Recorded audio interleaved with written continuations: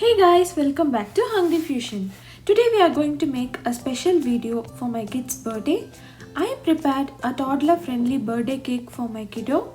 I just used simple ingredients at home and the cake is made with whole wheat flour.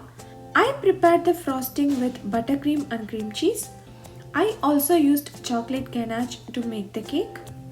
It turned out super soft, moist and fluffy, also absolutely delicious. Let's jump into the making. First let's prepare the cake. In a bowl I am adding quarter cup of oil. Use any sort of oil. I used peanut oil here. Half a cup of coconut sugar. Use any preferred sugar of choice. If you are not going to frost your cake, then add additional 2 tablespoons of sugar. Half a cup of curd or yogurt. I am using thick curd here. Combine everything together. Usually, I will prepare the cake the previous night and frost the cake the next day. The important thing to note here is that the cake should not be warm while frosting. Now I am adding quarter cup of milk. We should adjust the quantity at last based on the consistency of your curd. Now let's add the dry ingredients. Sieve in quarter cup of cocoa powder. If you want more chocolatey cake, then you can add up to half cup. 1 cup of whole wheat flour, 1 teaspoon of baking powder and half a teaspoon of baking soda. Sieve everything to remove the lumps. Do not skip this step as sieving results in aerating the flour, which is responsible for the fluffiness of the cake. Now let's mix the dry and the wet ingredients gently. Do not overmix it. Overmixing leads to a denser cake. Now you can see the batter consistency is too thick. I used a thick curd, so I am adding 3 tablespoons of milk now. You can skip this step if you are using runny curd. Just check for the consistency of the batter and adjust the wet ingredients. This is how your batter should look. This is the perfect consistency. If you keep the ingredients ready, your cake batter will be done in just minutes. I am adding half a teaspoon of vanilla extract for flavor. You can also add dry fruits or nuts of choice if you are not frosting your cake. I have taken 6-inch pan and lined it with a parchment paper. I got this easy pull-up liners along with these pans.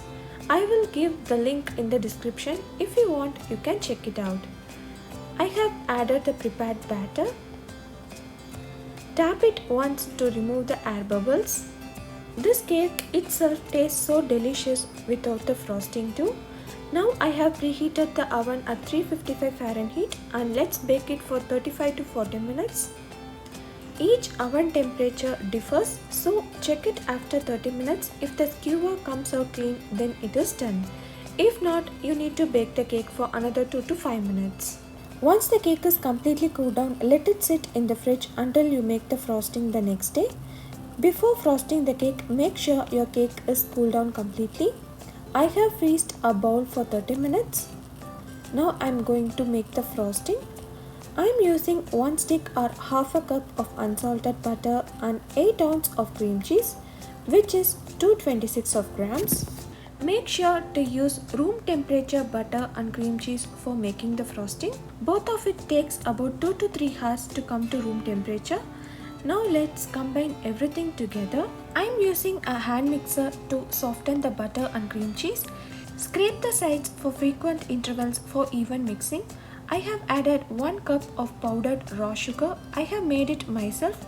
Just ground it in a mixer or grinder and sieve it in a fine mesh. Make sure to add sugar little by little. You can also use icing sugar instead of this. Next, let's sieve in quarter cup of cocoa powder.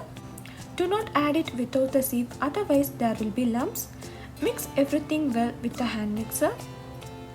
I am going to add another cup of the raw powdered sugar. Add little at a time for even mixing. Usually they will add 3 to 4 cups of sugar for this amount of frosting. I reduced it to 2 cups to cut down the calories. Even though the frosting turned out in perfect consistency and it is super delicious. Now let's add 1 teaspoon of vanilla extract for flavor. Scrape the sides and keep mixing it with the hand mixer until it forms stiff peaks. I have prepared double the quantity of frosting for this cake. I am going to use half today. You can store the rest in the freezer for up to 3 to 6 months. Now my cake has been chilling in the refrigerator overnight. It will be easy to work on a chilled cake rather a room temperature cake. I have trimmed the top of it. My cake was nearly 2 inch high. Measure and prick toothpick at 1 inch as shown. You can use a floss over the toothpicks and cut it as shown for the perfect layers. If you are a pro, you can use a serrated knife to make the layers too. I am removing the toothpicks now. My kiddo was eagerly waiting for his birthday cake and was urging me to do it fast. Let's remove the top layer and now let's frost the cake. Keep the frosting in the freezer for about 2 to 5 minutes so that it would be easier to handle. Usually the frosting tends to melt with the warmth of our hands, so it would be ideal to freeze it before using it. Keep the next layer and repeat the process. I am not using any piping head here. As it was getting late, I couldn't shoot the whole process. I have frosted the cake with chocolate ganache. After applied the prepared frosting, I have melted some dark chocolates with coconut oil and poured it all over, and with the piping head I prepared these designs, topped it with white chocolate, strawberries and some chocolate shavings. I could have spent about an hour for making this whole cake along with the baking part, and I know my kid's birthday cake is out of additives and preservatives. This cake turned out super delicious, moist and fluffy. My kid totally enjoyed this. Try this healthier variety of cake for your kid's birthday and comment your feedback. The ingredients, notes and my other playlists are given in the description. Share it with your friends and subscribe to this channel if you like this video. If you are looking for a low calorie frosting, check the description for dates chocolate frosting. Stay tuned for more amazing recipes. Thank you.